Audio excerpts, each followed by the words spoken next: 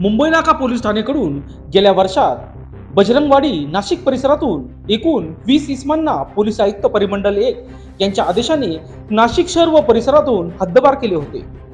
दिनांक 26/3/2024 रोजी मुंबई नाका पोलीस ठाणेकडील गुन्हे शोध पथकाचे अंमलदार हद्दीत गस्त करीत असताना पोलीस अंमलदार गणेश बोरनारे यांना गोपनीय बातमीदारामार्फत माहिती मिळाली की नाशिक परिसरातून तडीपार असलेला रोहन रामप्रसाद शर्मा राहणार बजरंगवाडी नाशिक हा बजरंगवाडी परिसरात हातात कोयता घेऊन लोकांमध्ये दहशत निर्माण करत आहे. सदर तडीपार आरोपी रोहन रामप्रसाद शर्मा उर्फ मोनू शर्मा हा त्याच्या हातात कोयता घेऊन समाजात दहशत माजत असताना दिसला असता पोलीस पथकाला पाहून सदर तडीपार इसम पळून जाण्याचा प्रयत्न करू लागला. त्यावेळी सदर तडीपार रोहन शर्मा यास पोलीस पथकाने पाठलाग करून पकडले आहे.